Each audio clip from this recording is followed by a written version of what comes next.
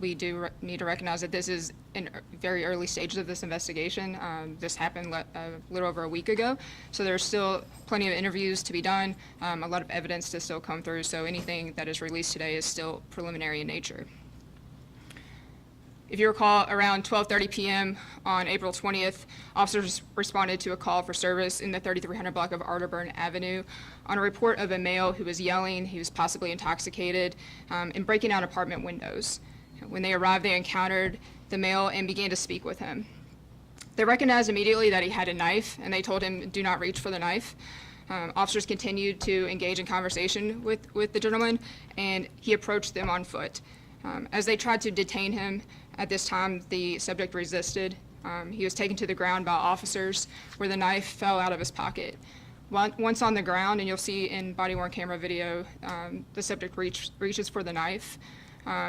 He begins to attempt to stab one of the officers 2 times in the vest.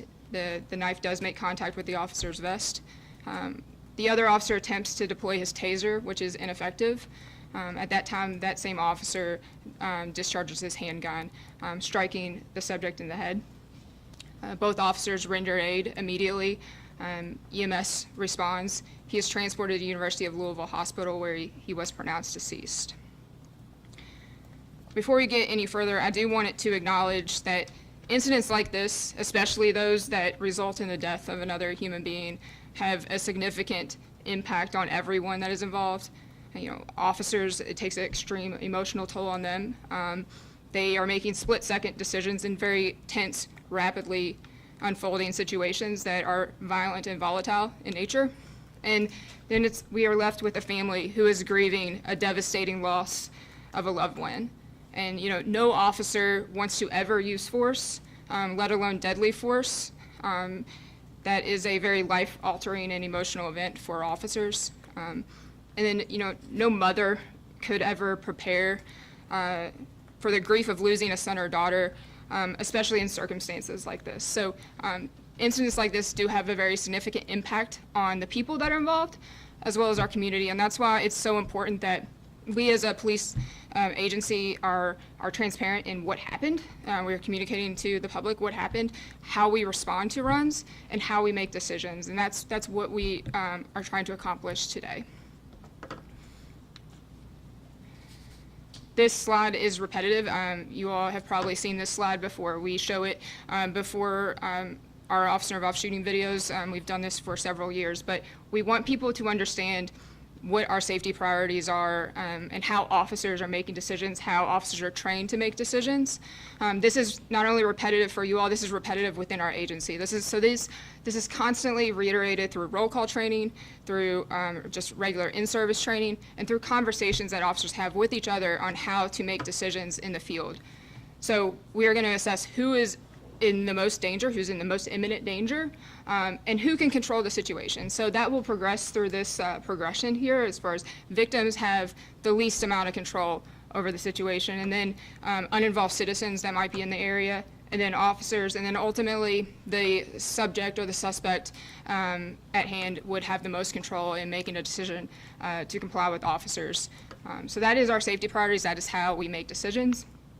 And then this is another repetitive slide that is also repetitive in our agency, but these are the Graham factors. And if you recall, so Graham v. Connor is a United States Supreme Court case that established criteria for assessing objective reasonableness for any police use of force in the United States. And so the court is going to look at the severity of the crime at hand, the immediacy of the threat, so what is the threat posed, and then the resistance level that the subject is offering to the officers, and if there's a potential for flight. So these are all the factors that the court is going to look at when assessing the reasonableness of force, and that's what we use to also assess the reasonableness of force when it comes to policy.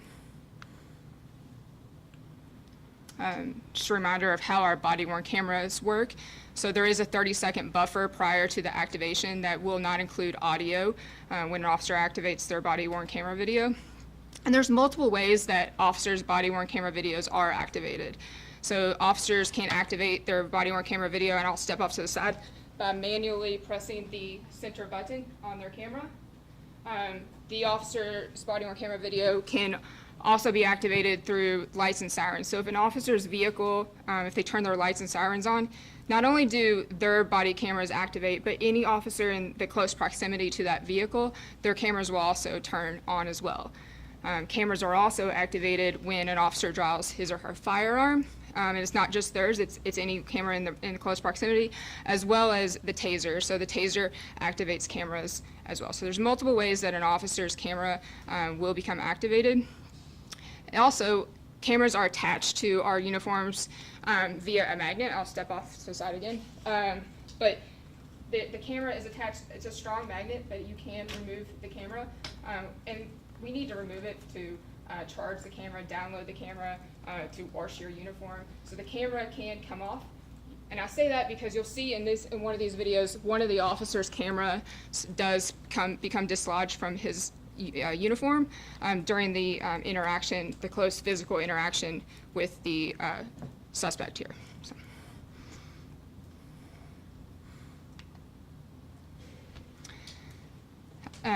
This is the officer that discharged his taser and his firearm. This is Officer Benjamin Klingenfus. Officer Klingenfus has 19 years of service with LMPD. He is assigned to our 5th Division Patrol. Officer Klingenfus is probably one of the seasoned beat officers on LMPD right now. He has rode and been assigned to the 5th Division for his entire career, which is very rare. In policing, we move around a lot to different divisions and different jobs, but Ben is a beat officer at heart. He has responded to probably over his career 40 to 50,000 calls for service, 40 or 50,000 911 calls. And so this call for service that you will hear today, he's probably responded to a similar calls for service numerous times, thousands of times probably. And so he's very experienced in what he does. This is Officer Cody Chappell. He has 27 years of experience with LMPD. He has 34 years of law enforcement experience total. He worked for a prior agency, but I will note that Officer Chappell retired from LMPD a few years ago as a sergeant and is a retired rehire for us. So he came back to work and he rides the beat in the 5th Division. He is the officer that was stabbed in the vest during this incident. The suspect involved is Atumi McCollum. He is a 36-year-old black male. He lived in the Arterburn Crossing complex, which is the apartment complex that you'll see in this video. So this is an overview of the scene. The red circle is where the officer-involved shooting ultimately took place. I'm going to go through a few more slides after this. You're going to hear an initial 911 call. So the initial 911 call came from the adjacent neighborhood. So some of the houses that are around the apartment complex, one of the residents overheard a man yelling and being belligerent in the parking lot, and that prompted that first 911 call. So that's the 911 call that's going to get officers dispatched. So you'll hear that. And then we'll show some surveillance video from one of the neighboring apartments where the Mr. McCollum committed a home invasion during this incident. And then you'll hear a second 911 call that was prompted from that home invasion. So I'm going to go through those, and then we'll get to the body-worn camera video. 911 operator Atwell, where's your emergency? The Arterburn Crossing. I'm sorry, what's the address? So Arterburn, A-R-T-E-R-B-U-R-N. Okay, 3301 Arterburn Avenue. What's the apartment number? There's no specific apartment number. It's just coming generally from the complex over there. I don't live over that way. Okay, what's the name? I live right next to there. There's a guy who's just out there. He's been yelling out of his lungs for the last half hour at somebody who's in an apartment in there. And he seems like really angry and violent, and it's extremely loud, and we're over here. We can hear it from our house, and he's been there for a while now, so I didn't know if maybe like a patrol could go over there and just check on the situation and see what's happening. Yeah, were you able to tell what he looked like? I could see through the tree that he was African American. and that's all. I couldn't see any more details of what he looked like other than that. Does it sound like he's drunk or on drugs? Possibly on drugs. He seemed like extremely angry and loud, and he frantically saying things over and over and over again, and he just seemed totally unstable, extremely unstable. Okay. And then did you see any weapons hear any go off? I did not hear any weapons go off, but it wouldn't have surprised me with how angry he sounded. Right. Okay, we'll get officers out there as fast as we can. Okay, thank you so much. You're welcome. Bye. Okay, and so immediately after that, the officers are dispatched. This is that audio. We got a 515 animal and 515 bigger. Stop now. 15 bakers on front. I'm in trouble. Arterburn Avenue. Neighbor finds out a male outside yelling at someone in the apartment. Black male, possibly intoxicated, no other description. Social media. Okay. The last thing you heard that the dispatcher say is 12:28. So 12:28 is the time that the officers were dispatched to this run. And that is significant because in this video here, so this is what referenced a home invasion at a neighboring apartment. If you look in the top left-hand corner, it says 12:28. So as officers are getting dispatched, this is happening simultaneously. So you'll hear a door that is kicked open. So this is the front door of the apartment that is kicked open by Mr. McCollum. You'll see him enter this apartment. You'll see a female who comes out to this doorway in this hallway. It's herself, and she has a 5-year-old child in this apartment. So she's going to tell her 5-year-old to go into the bedroom, and she's trying to plead with her neighbor to not do whatever he is doing. So this is that video. What are you doing?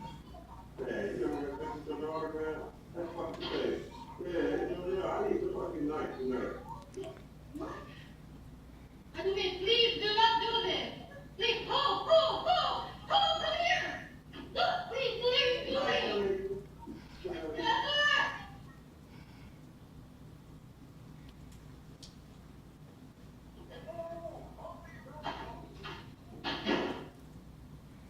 So he stole it was about a 5-inch blade kitchen knife from her kitchen and exited that apartment.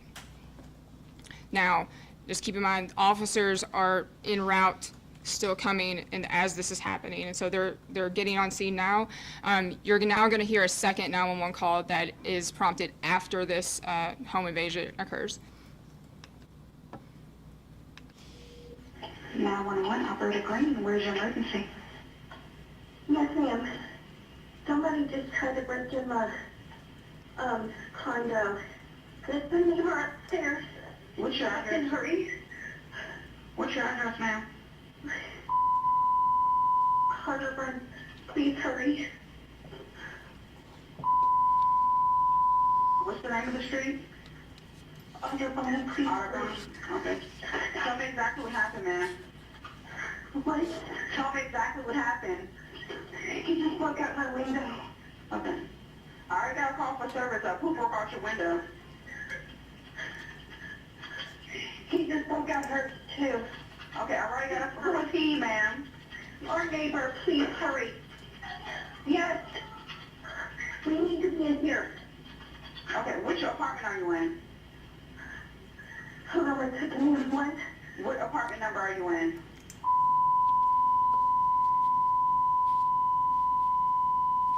In our doors. Please hurry. I already got that for dispatch, ma'am. What's his name? Assume McCollum. Huh? Assume McCollum. White, black, Hispanic?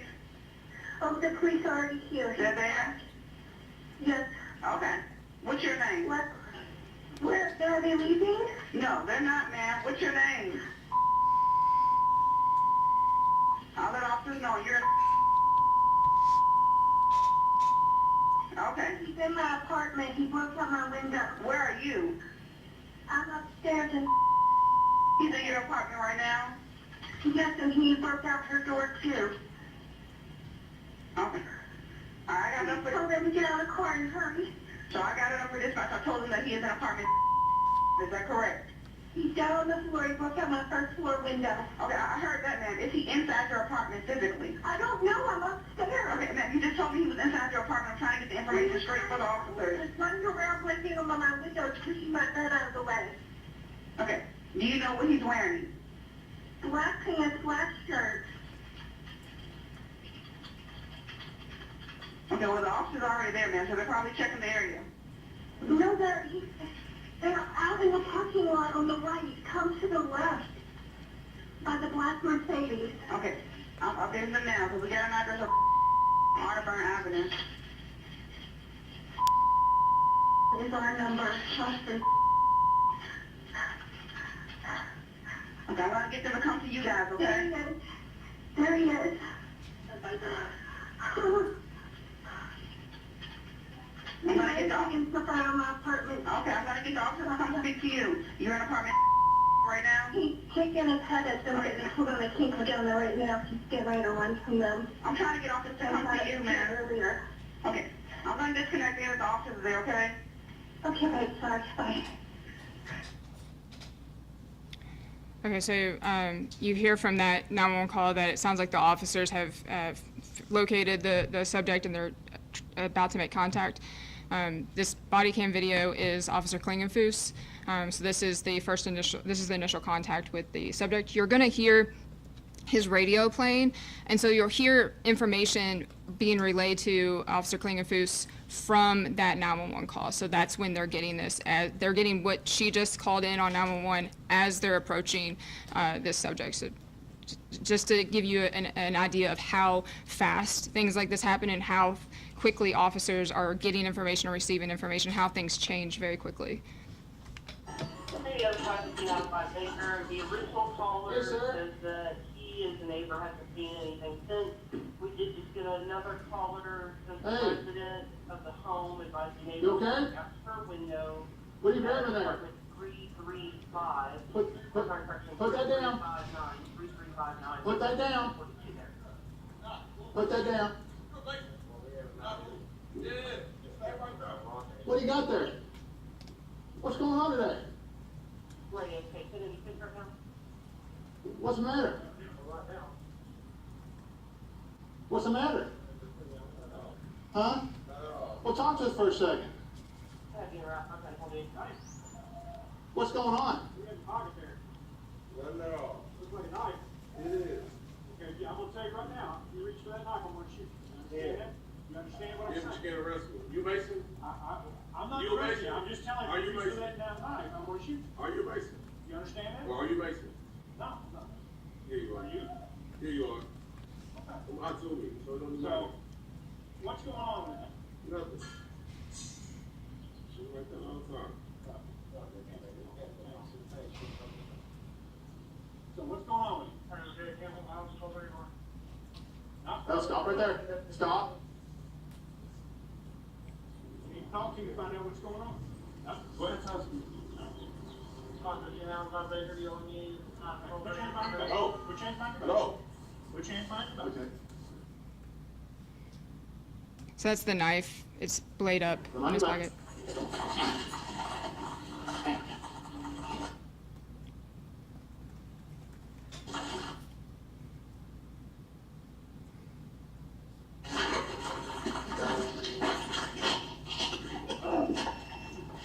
That's the taser noise, and that is the gunshot. You see his body camera has dislodged during that altercation. You okay? Take a head. One leg head.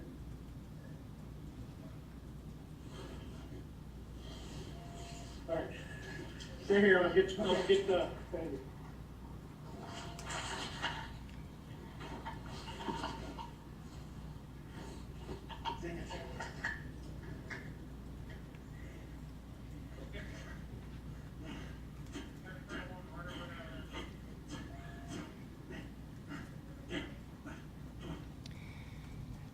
Okay, in the raw video footage, it will go on for much longer, but you'll see where the officer recognizes that his camera has come off of his body and they do reattach it. So you'll see that in the raw footage, which is much longer than this right now.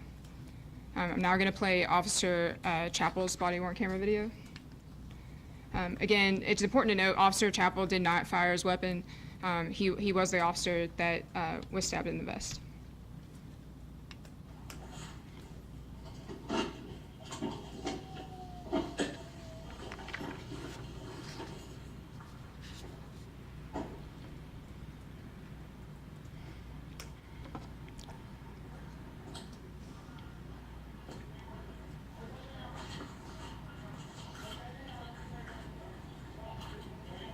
Well, we have him out here. He's got some kind of rock in his hand.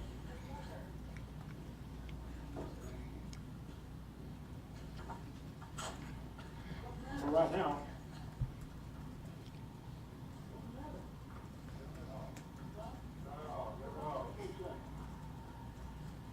Howdy. What do you got in your pocket there? Nothing at all. Looks like a knife. It is. Okay, I'm gonna tell you right now, if you reach for that knife, I'm gonna shoot you. You understand that? You understand what I'm You saying? can't arrest me. You Mason? I'm not You arresting you. Mason? I'm just telling you, Are if you you reach for Mason? that knife, I'm gonna shoot you. Are you Mason? You understand that? Well, are you Mason? No, I'm not Mason. Here you Are you? Here you are. Okay. I'm Hatsumi, so don't So, what's going on with you? nothing. 5:15, baby. We cancel, John. We're paying 6 records now. So what's going on with you? No? Hold up. Hold up. I need to talk to you to find out what's going on. No? Go ahead, touch me. No. All right, put your hands behind your back. No. Put your hands behind your back. No. Put your hands behind your back. Behind your back.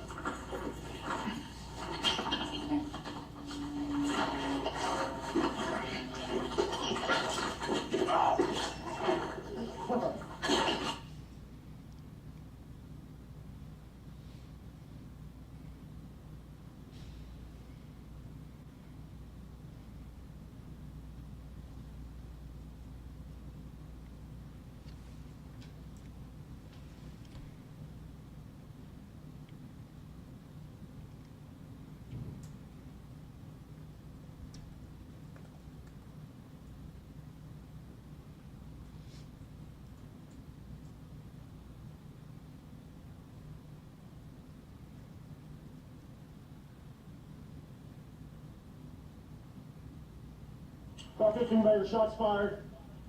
Start EMS code 3, got a male subject with a gunshot to the head. You alright? You okay? Yeah. Thank you. Okay, so at the beginning of that video, I know in Officer Klingenfus' video, you heard the radio dispatch update them on the second call for service. You don't hear that in Officer Chappell's video. He's wearing an earpiece, so you don't hear that audio, but you see him acknowledge that information on the radio as he's approaching. So he's aware of the updated information and what is being provided by that second 911 caller. And then also at the end of that video, you saw Officer Chappell remove the knife from Mr. McCollum's hand. All of that happened very quickly. We're going to show another video of it slow down a little bit more, so you'll see this a second time.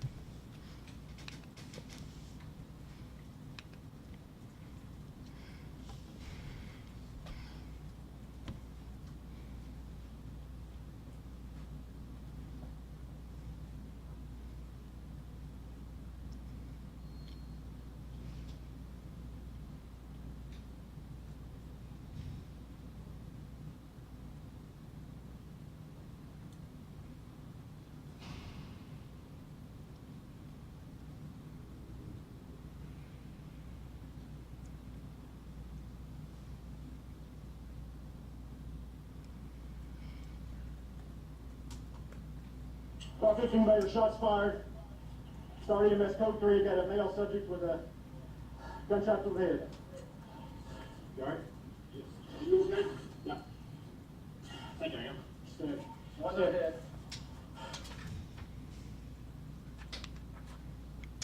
All right, these are photographs of the knife, one from the scene and one from our crime scene unit office. So it is about a 5.5-inch bladed kitchen knife. Again, just a reminder of our process of how we release body-worn camera footage in for incidents like this. So there is a curated video that will be posted on YouTube. We will also share the full unedited raw video for you all to use. The investigative process, so the Public Integrity Unit is the lead on the criminal investigation, and that is ongoing right now. Simultaneously, there is a Professional Standards Unit investigation that will review any policy violations that may have occurred during this incident. The criminal investigation will be turned over to the Office of Commonwealth Attorney for final disposition. The Kentucky State Police also does a investigative review of that case as well. And then that case is also turned over to the Louisville Office of Inspector General upon completion. Per any other critical incident, the officers involved are placed on administrative leave pending the investigation. The chief does have the authority to take immediate disciplinary action if necessary. And then prior to returning to duty, officers do undergo psychological examinations and medical treatment, as well as any updates on training that they may need as a result of this. After this investigation, we will present this case to our Performance Review Board, which will look at the case and see if there's any improvements department-wide that we need to make when it comes to training or policy that could help future similar situations like this to have better outcomes. And then the findings of the criminal and administrative investigations will be made public once they are complete. At this time, we'll open up for any questions. Can you tell us more about when the stabbing took place in that video? You said he was stabbed in his vest twice, Chapel? Yes. Yeah. Where in that, like, slowed down scuffle did Right. that happen? So again, this happens very quickly. Yeah. Also the body-worn camera is, you have to understand they're very close to each other. So, but you'll see in the video his hand come around twice. Okay. His hand comes around, and it happens very fast. But that's where the knife makes contact with this part of his vest. So. Is that the part where you're talking, he did the freezes? Yes. The circle, so his arm is moving when he did Yes, those and freezes? yes. Can you confirm if he is asking the officer is he racist? Is that what he's asking? The question was, could we confirm what the Mr. McCollum is asking the officer if he was racist? He asked, sounds like he's asked, "Are you a Mason?" So Mason, and then the officer says no, and Mr. McCollum tells him his first name, that he's a Tume. So, Did he live at the apartment and did he know that woman? yes, and yes, they were neighbors. They were familiar with each other. The suspect's mother called us claiming her son had a mental health issue. Can you all confirm that or comment on that? You know, I don't know his medical history, and I don't have authority to release that information. You know, so I don't know. Did you all ever take a look at that vest to kind of see where the... Yes. So the question was, did we ever take a look at the vest to see where the stab mark was? Yes, there is a rub mark on the vest from that. So, What was your gut reaction when you saw that? you know, he's very lucky. I mean, that being that close to a knife with that much force that's coming at you, we are very lucky that nobody was injured, that Officer Chappell was able to go home. And I'm thankful that he was wearing his vest, and that's why we have the vest that we do. And I will say he was also wearing, we do have hard plate vests, and he was wearing a hard plate vest. And so that is important as well. It is an extra layer of protection that we provide our officers. And so I'm glad that he is okay. It made all the difference in this case. Absolutely. Yeah.